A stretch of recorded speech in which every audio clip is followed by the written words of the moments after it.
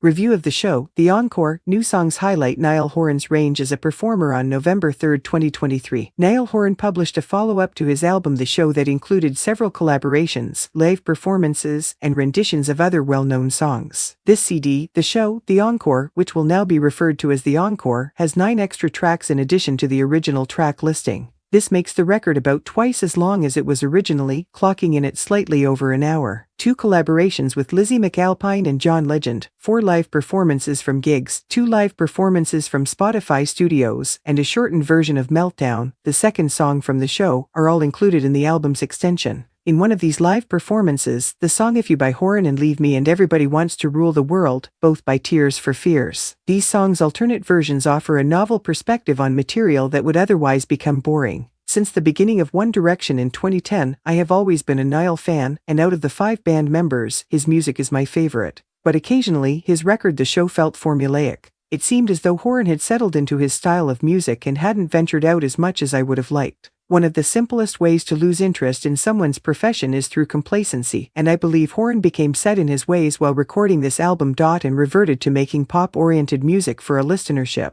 Horan's debut album, Flicker, is a fantastic illustration of what a boy band member can accomplish when given the freedom to go it alone. By focusing on the more folk, country elements of composition and performance, Horan demonstrated his flexibility. Flicker represents enjoying a bonfire on a chilly winter's evening. Conversely, The Show is more like holding hands with someone at dusk in Italy. Though both has a place in the world, Flicker is more classic. The Encore had hints of Flicker because of Horan's engaging onstage style, and his rendition of Zach Bryan's Something in the Orange. Horan's version of Bryan's well-known song demonstrates Horan's versatility as a singer and makes him sound timeless. Horan's ability to capture the essence of nostalgia and desperation in Bryan's words while singing also demonstrates his understanding of musical emotion and inspires listeners to do the same. This, together with Horan's exuberance on stage and his interactions with the crowd during the Electric Picnic live concerts in Ireland, leads me to believe that Horan is far more valuable to the music industry than the formulaic pop tunes from the show. Even while I will always support Niall Horan, I believe that The Encore is a far greater depiction of Horan's artistic vision than the show was. Its initial publication.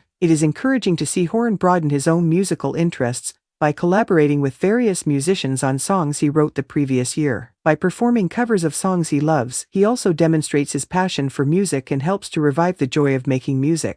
Many artists, in my opinion, become lost in their work. Horan did a fantastic job of presenting himself in the songs he decided to offer for the Encore. I think Horan is a timeless classic. In my life, the Encore has quickly surpassed the show, and I'd even venture to say that I like Horan's rendition of Something in the Orange better than Zach Bryan's. Say what I want, but his work with the tracks You Could Start a Cult and The Show, featuring Lizzie McAlpine and John Legend, are enhanced. Unwavering fans of One Direction might want to stop Horan from working with anyone but his former bandmates on music and only hear his voice on a single. But I hope he keeps collaborating with different musicians and challenges himself to step outside of his comfort zone so he can make unique music in the future.